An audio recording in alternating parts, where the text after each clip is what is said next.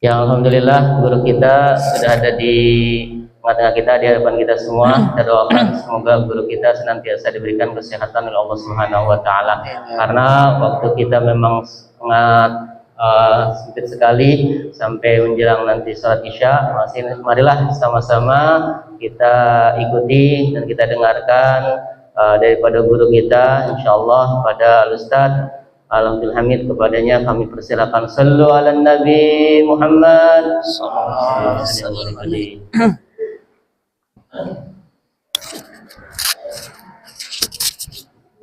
Oke, Ustaz, agak enak ini.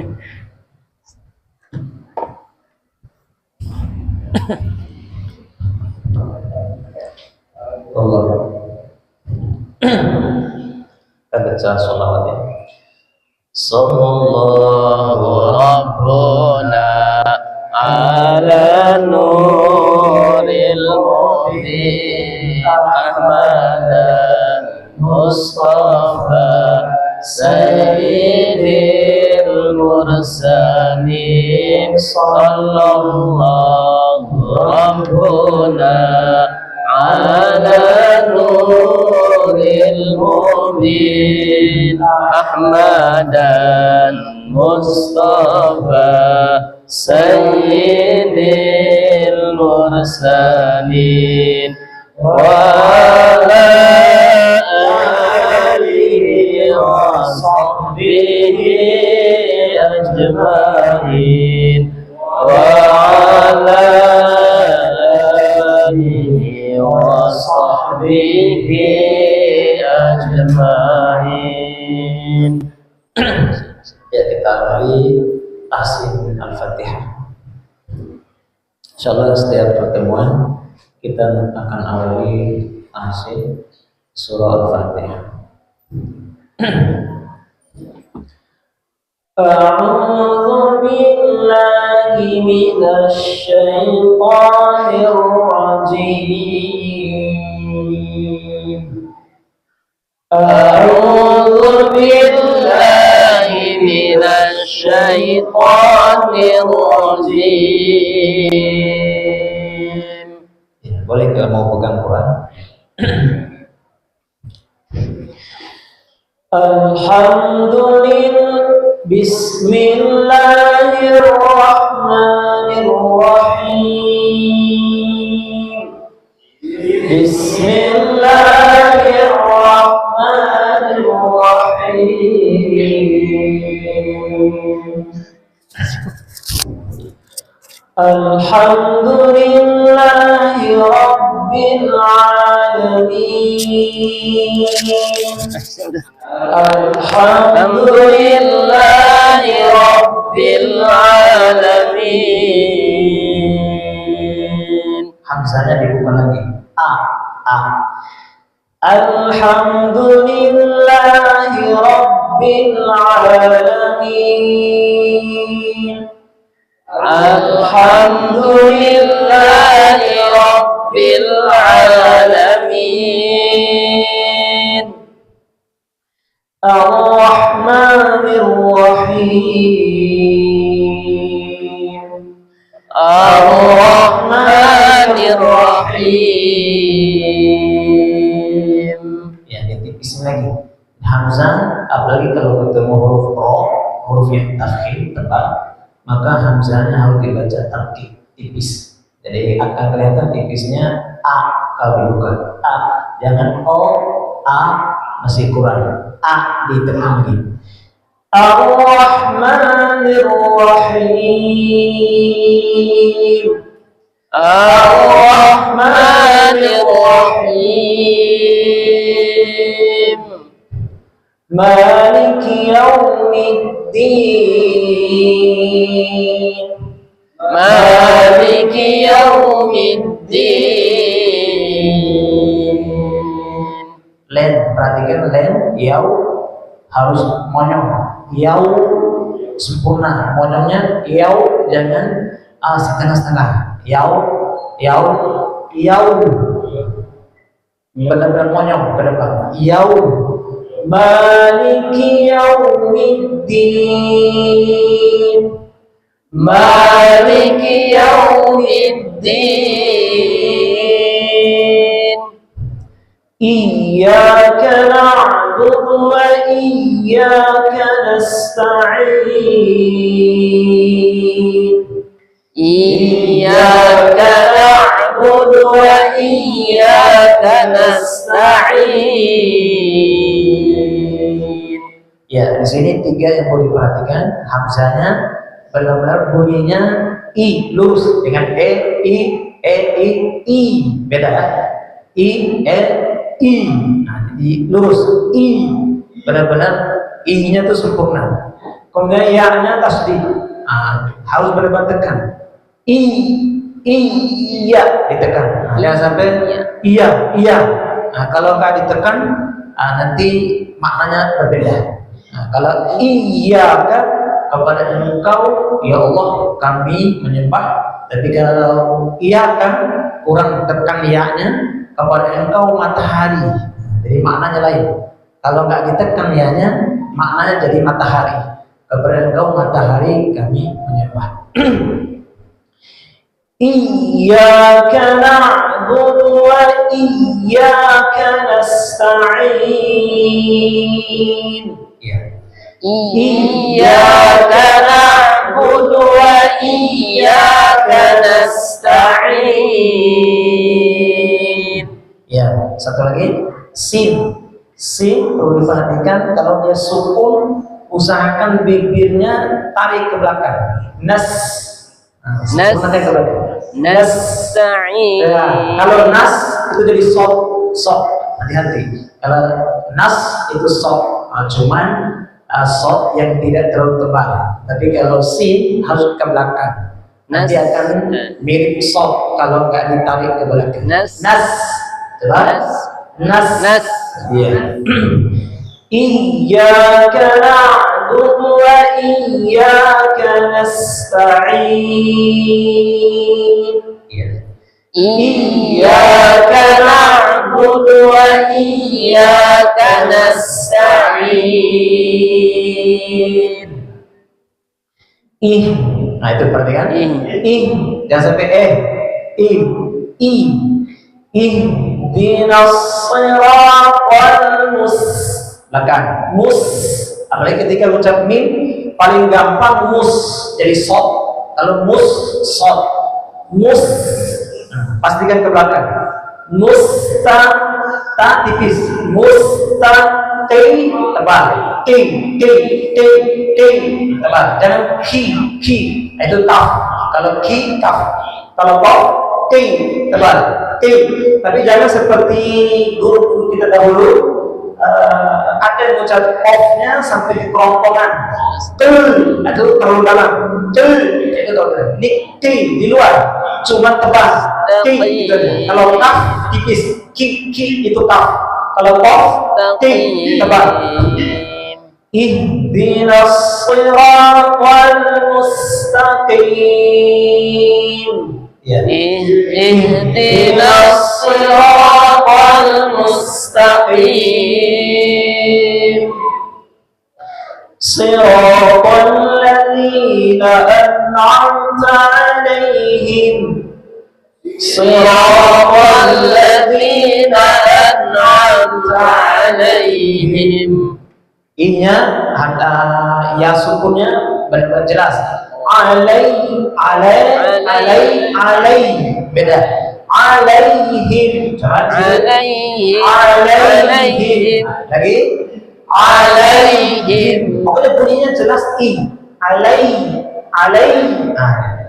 Siratal ladzina an'amta 'alaihim. Ya. Siratal ladzina an'amta 'alaihim.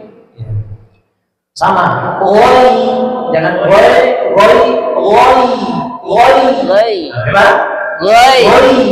Lagi goi. Ya. Sama go-nya bedakan dengan go. Kalau ini GHO kalau Indonesia ya. Tapi kalau makhraj hurufnya memang goi itu dia adanya di tenggorokan atas. Kalau ke atas, kemudian dia punya sifat huruf namanya sifatnya al-isti'la. Isti'la itu pangkal lidahnya naik ke langit-langit, pangkalnya. Ini pangkal, ini langit ke sini deh. Bukan do. Bedakan ya. Coba dengarin lagi. Ini makhluk huruf, sifat huruf harus didengar dengan benar-benar teliti. Go, Allah.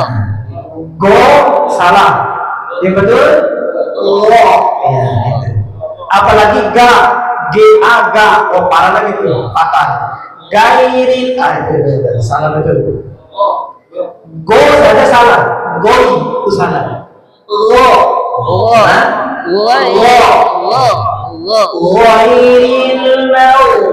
Nah, ketika sukun, ketika sukun jangan pantul. Nah, kalau pantul ini namanya memantulkan huruf yang bukan pantul. Nah, itu juga kesalahan, khata. Jadi ghairnya ditahan. Ghairil maut.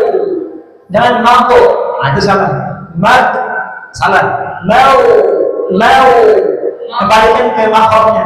Mau ghairil maghdubi alaihim wala.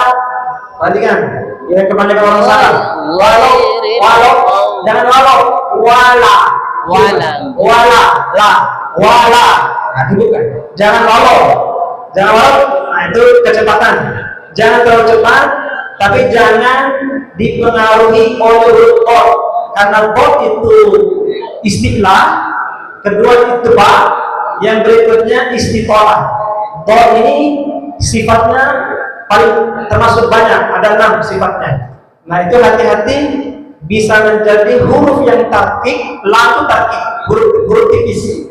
Lam huruf tipis yang enggak boleh dipengaruhi oleh huruf yang tebal, yaitu qaf. Qaf ini tafkhim tebal, maka jangan sampai mempengaruhi lam yang tarkik.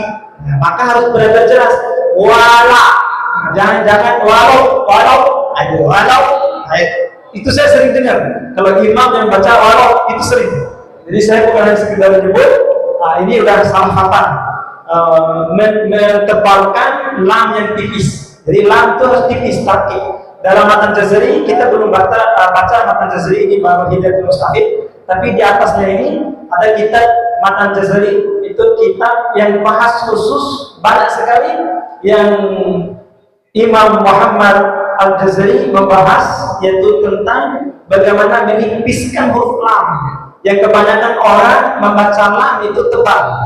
Contoh kayak di surah Al-Kahfi, wal yatalaqqaf, itu yang tengahnya, pas tengah Al-Quran itu banyak yang baca wal yatalaqqaf. Kenapa lam dari tebal? Karena gara-gara huruf to. Karena to itu ba, istilah tebal, tarhim, maka akan mempengaruhi huruf yang di sampingnya huruf lam yang huruf tipis. Makanya kebanyakan orang baca wal yatalaqqaf, atau minimal dia tidak menguatkan huruf tipis ini, dia harus ditipiskan, harus istifham. Nah, sehingga kedengarannya jadi seperti dipengaruhi oleh huruf to. Maka cara membaca huruf yang tipis lam itu benar-benar jelas, istifhamnya benar-benar tipis. Wal yatala, jadi la, wal yatalaqqaf.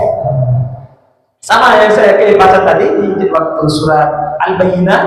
Al-Bayyinah itu banyak orang yang membaca rasulun minallahi yatlu suhufan mutahhar, itu udah dipengaruhi oleh huruf tafkhim, huruf tebal.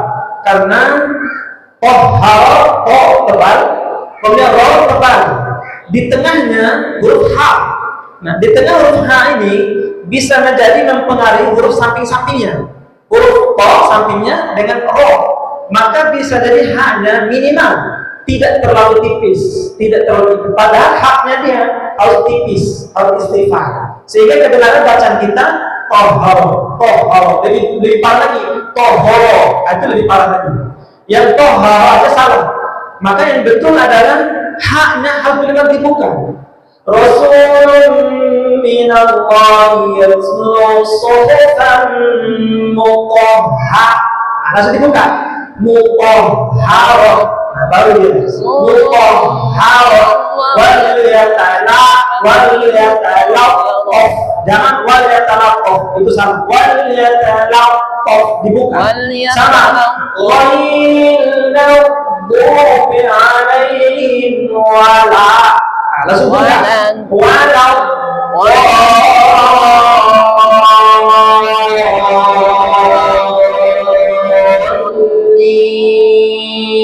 ya, 1, 2, 3. Ghairil maghdubi 'alaihim waladdallin.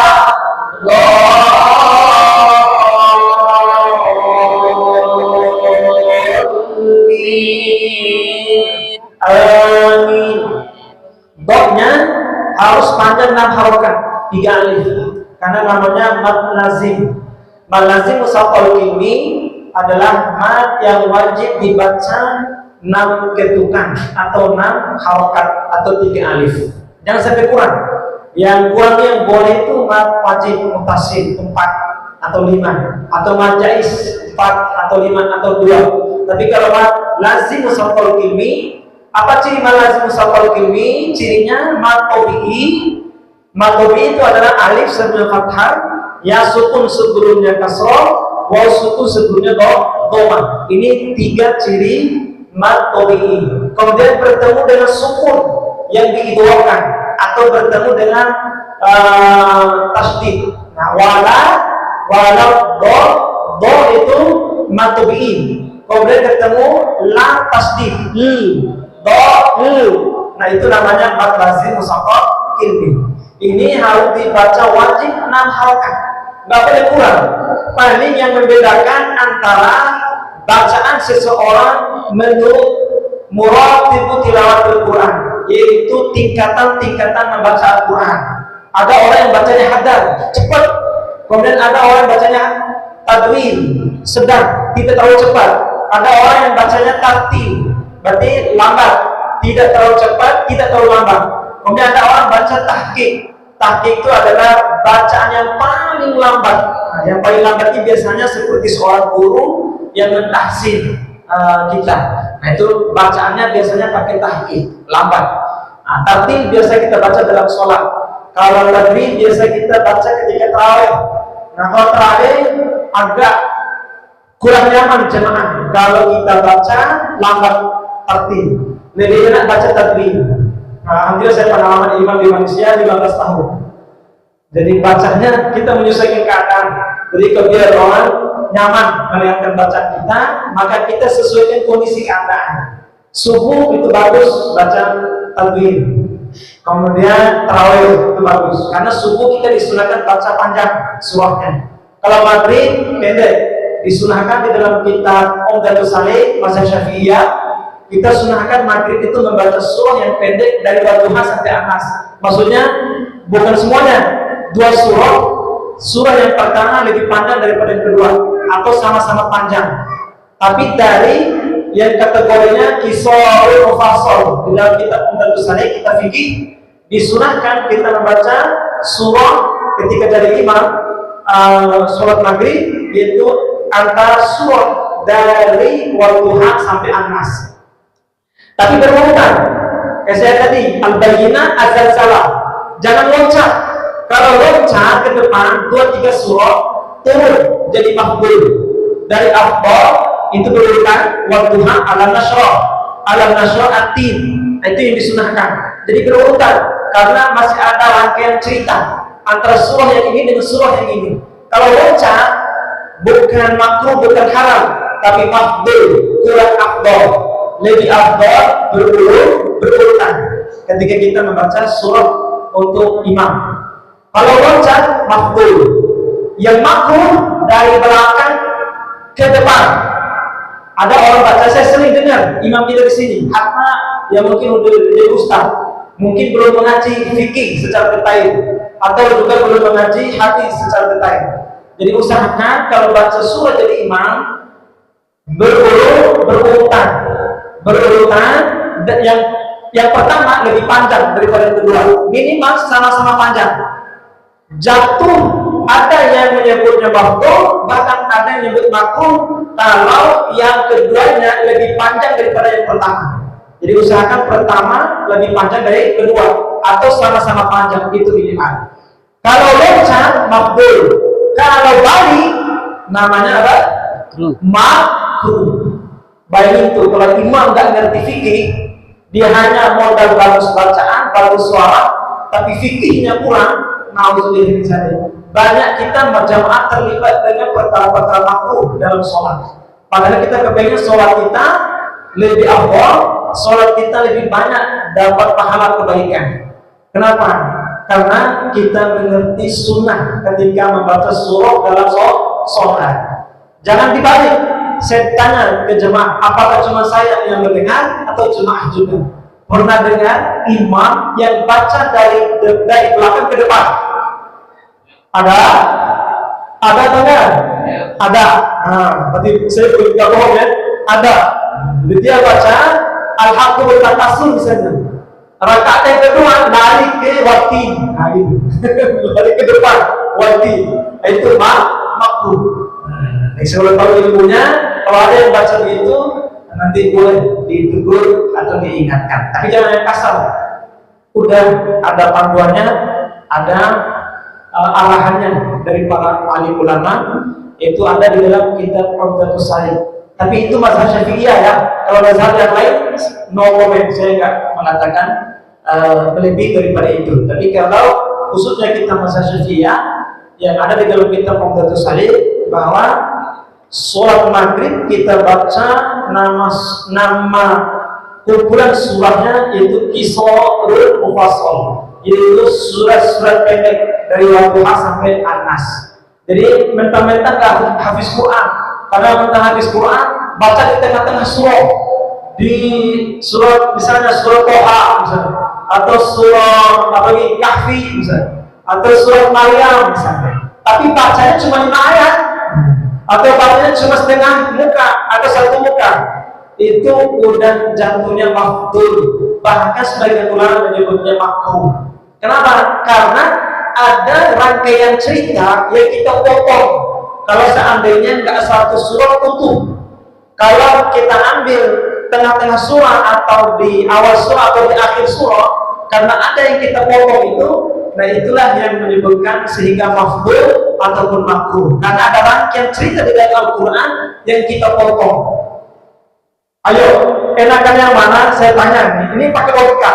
Enakan yang mana? Masjid kecil, tapi masjid kecilnya full AC, full kipas, karpetnya bagus, lampunya megah, terang, mic-nya bagus, toiletnya bagus, semuanya lengkap.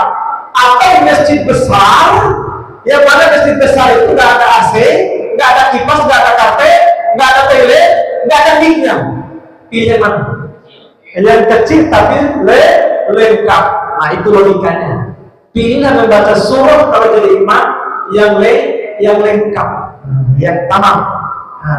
Boleh, sudah ada ulama menyebutkan kita membaca surah yang yang tidak lengkap, tapi harus tahu ceritanya. Kalau di Al-Quran, Quran lokal, Quran Indonesia, itu ada nggak batasan ain, ada nggak? Coba ya, misalnya dari Al-Baqarah, ainnya Yishawatu walahu azabun azim, itu ada ainnya. Kemudian ya ayuhan nasu taqu, dari situ ada ain. Kemudian ya Bani Israil, itu ada ain. Nah, silahkan Anda baca di tengah-tengah surah atau akhir surah Al-Baqarah yang biasa imam baca Rasul atau awal-awalnya apa? Lillahi ma fis samawati wa ma fil ardh. Itu ada ainnya, asal ada ainnya itu. Nah, itu biasanya nyambung ceritanya. Jadi cerita antara ain dengan ain ini dia disebutnya dengan waqaf tam. Waqaf tam itu tidak ada kaitan secara lafaz, secara makna atau kalimat setelahnya dan sebelumnya. itu baru pokok kita tepat. Tapi kalau di tengah-tengah air, khawatir kita membaca, memotong suatu cerita yang ada kaitan makna ataupun secara kalimat ataupun lafaz. Nah itu yang akan merusak. Minimal ya, saya tidak katakan makruh, tapi minimal mafdul, kurang afdol. Bahkan mungkin kalau banyak cerita yang dipotong-potong atau kalimat yang tidak sesuai seirama dengan kalimat secara utuh dalam cerita ataupun dalam maknanya, bisa jadi makruh. Bisa dilengkapkan dengan tambah lagi surah yang surah yang sempurna. Misalnya tadi lillahi ma fis samawati atau amanah rasul, misalnya akhir surah Al-Baqarah, nanti ambil setelahnya ujungnya apa? Wa'fu anna waghfir lana warhamna anta maulana fansurna 'alal qaumil kafirin. Tambah lagi surah yang pendek. Bismillahirrahmanirrahim. Qul huwallahu ahad, Allahus samad, lam yalid wa lam yulad wa lam yakul lahu kufuwan ahad. Allahu akbar. Itu akan menutupi kekurangan kita. Jadi kekurangan kita di masjid yang besar yang tak lengkap AC-nya apa semua itu akan dilengkapi oleh surat Al-Ikhlas. Ada seorang sahabat diadukan oleh jemaahnya ke Nabi SAW. Oleh Rasulullah, ini sahabatmu kalau dia menjadi imam di masjid kami, di tempat mereka sholat berjemaah, setiap kali dia baca surah yang panjang atau surah-surah tertentu, dia akan menutupi sebelum ruku. Setelah surat itu dia baca surat Al-Ikhlas. Itu kira-kira kenapa ya Rasulullah? Dan kami merasa bosan ataupun ya kurang nyaman. Kok setiap kali mau ruku Al-Ikhlas, Al-Ikhlas, Al-Ikhlas. Nabi tabayun, nanya langsung kepada sahabat yang berkenaan yang biasa menjadi imam di tempat tersebut. Nabi panggil, kenapa kamu biasanya membaca surat Al-Ikhlas setelah selesai membaca surah yang panjang atau surah-surah yang kamu baca, kemudian kamu tutup lagi sebelum ruku dengan surat Al-Ikhlas? Maka jawaban sahabat tersebut, wahai Rasulullah, saya suka dengan surat Al-Ikhlas. Maka jawaban Nabi, engkau akan masuk surga bersama yang engkau cintai.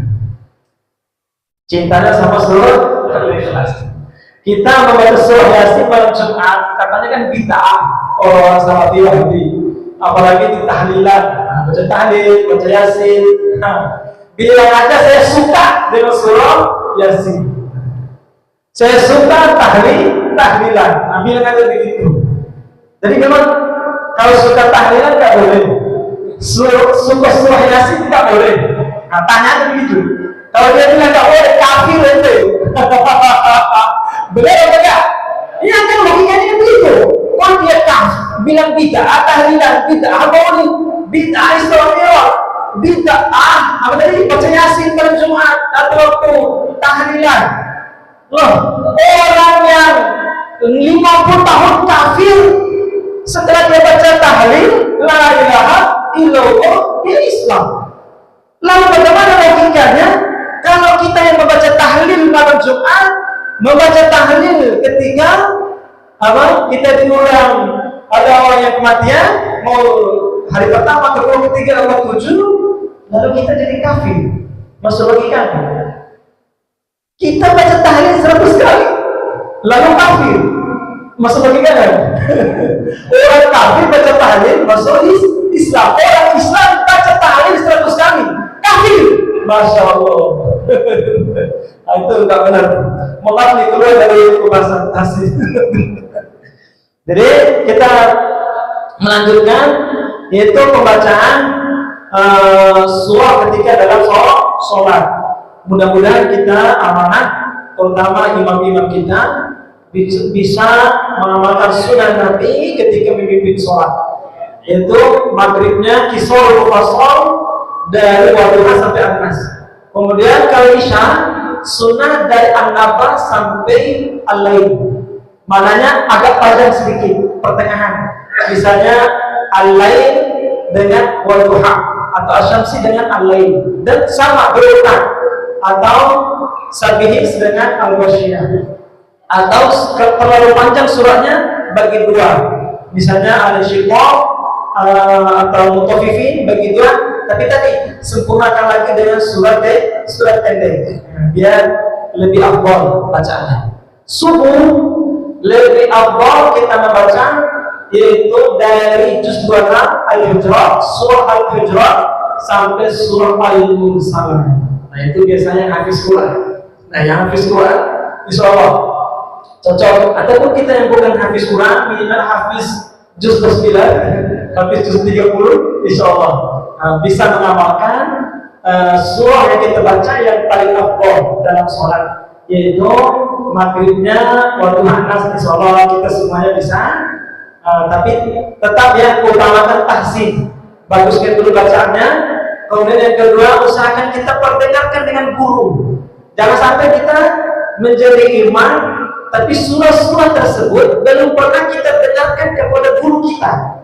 Jadi usahakan, karena Quran ini salah satu adalah ilmu yang kita dapat ada silsilahnya, yaitu bersanad. Ada silsilah bersanad. Maknanya kalau silsilah bersanad pakai guru apa enggak? Pakai guru apa enggak? Pakai guru. Sekarang saya kasih logika lagi. Lampu kecil 5 watt nyambung dengan kabel, nyambung dengan gardu sampai ke PLN, nyambung semua ini. Nyala enggak lampunya? Nyala. Memberi manfaat enggak? Manfaat, memberi penerangan walaupun 5 watt. Sekarang lampunya lampu sorot, lampu besar berapa watt? Yang paling besar 1000 ada? 5000 ada? Ada 5000 watt. Kalau mau gede lagi silakan, tapi setidaknya 5000 watt lah besar. Tapi putus, kabelnya nggak ada, atau minimal kabelnya putus, nggak nyambung ke gardu ataupun ke PLN. Nyalakan lampunya? Nggak nyala. Berarti yang penting nih nyambungnya itu. Nah, nyambung. Yang menyambungkan ini siapa? Guru. Gardu PLN itu Rasulullah. Ini perumpamaan yang sederhana. Nah itu. Kemudian lampunya itu kita. Ilmu yang kita belajar itu lampu sehingga terang. Apalagi lampunya 5000 watt, 10.000 watt, nyampe. Masyaallah. Jadi ilmu kita luar biasa, ilmu Quran, ilmu hadis, ilmu tafsir, ilmu apa saja, ilmu yang disebut ilmu yang luar biasa tingginya. Kalau dia bersanad itu masya Allah sangat menerangi semua orang, minimal diri kita dan ahli keluarga kita. Jadi usahakan ya bersanad. Jadi talaki, untuk mengambil sanad itu adalah talaki, bertemu berhadapan dengan guru. Nggak bisa hanya lewat YouTube, lewat apa lagi di internet lah. Bisa tapi tidak sebarokah langsung. Talaki dengan guru. Lanjut, tadi sudah selesai ya. Coba kita ulang lagi. Ghairil maghdubi. 1, 2, 3. Ghairil maghdubi alaihim waladdallin.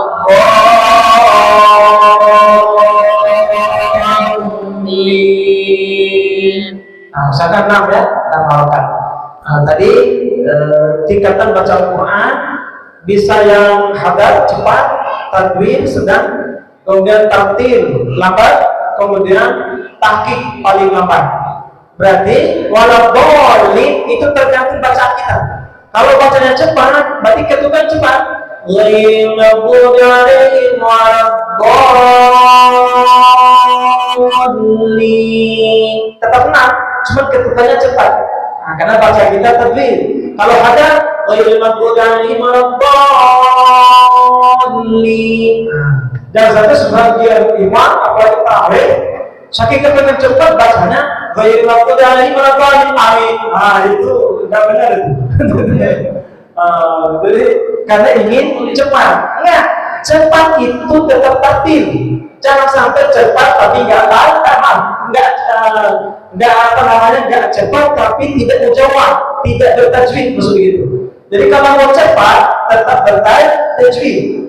Jadi hurufnya tetap jelas, tajwidnya tetap tertunaikan. Jangan sampai cepat tapi banyak yang salah. Jadi sesuaikan tingkatan bacaan kita dalam bacaan Quran, dan ketukannya juga sesuai dengan bacaan kita. Bismillahirrahmanirrahim. Alhamdulillah. Biasanya baca cepat kayak begini, hafal itu orang yang khatam Quran 30 juz biasanya, yaitu yang simaan kubro asmi. Santri saya alhamdulillah ada 2 orang yang baca 30 juz dengan hafalan dari pagi sampai jam 11 malam sampai jam 12 malam. 30 juz seutuhnya. Itu dengan hafalan. Itu ada di pesantren saya di Sadek, ada di Komar, ada 2 orang. Ada Ustaz Fahrija dengan Ustaz atau Bang Nuhudi, alhamdulillah. Yang lainnya baru selesai sekolah tapi belum mungkin. Itu perlu waktu lagi untuk supaya bisa membaca 30 juz semuanya dengan hafalan. Itu biasanya bacanya cepatnya kayak gitu. Bismillahirrahmanirrahim. Alhamdulillahirrahmanirrahim. Cepatnya kayak gitu. Nah itu ketukannya cepat. Kemudian kalau tadbir ini biasanya bacaan ketika tarawih itu bagus, standar. Mau imam-imam di luar negeri ataupun di tempat kita yang nyaman di sholat-sholat tertentu yang bacaan kita suratnya panjang atau sholatnya lama kayak tarawih, nah itu enak baca tadbir. Bismillahirrahmanirrahim. Alhamdulillahirabbil alamin. Arrahmanirrahim. Maliki yaumiddin. Nah, itu standar baca tadbir. Kalau takdir, nah biasa kita sholat maghrib, sholat Jumat, dan sebagainya itu silakan untuk takdir. Takdir, Bismillahirrahmanirrahim. Alhamdulillahirabbil alamin. Jadi ketukannya lambat. Berarti ketika orang boleh lambat,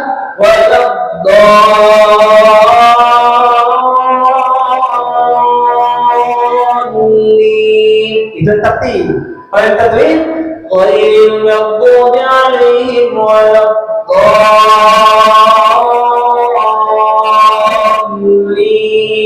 Gitu. Yang tergantung kondisi bacaan kita. Itu cara membaca mad, lazim, mushafal, kinmi. Isu sampai jam berapa? 18.55 lewat. 55 udah. Kurang 9. Udah mas Sobi? Masya Allah, kata saya. Soalnya saya baca kitabnya, tapi insya Allah di pertemuan berikutnya. Jadi kita perlu tahsin dan latihan. Tapi insya Allah mudah-mudahan sedikit yang kita pelajari ada manfaatnya. Amin ya Rabbal alamin. Cukup sekian. Wassalamualaikum warahmatullahi wabarakatuh. Waalaikumsalam warahmatullahi wabarakatuh. Alhamdulillah tidak terasa kurang lebih 30 menit kita bersama-sama menyimak serta mengikuti kegiatan tahsin di malam Senin ini dalam kajian kita. Mudah-mudahan apa yang kita dengarkan dapat kita bisa praktekkan dan mudah-mudahan dapat bermanfaat untuk kehidupan kita sehari-hari, wabil khusus dalam ibadah kita kepada Allah Subhanahu wa taala ini dalam salat 5 waktu.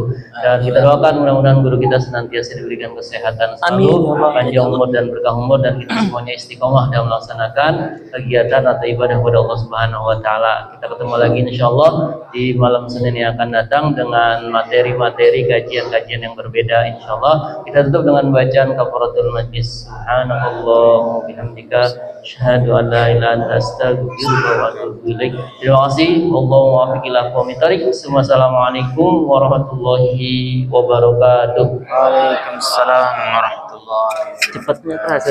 Iya, masalah ya.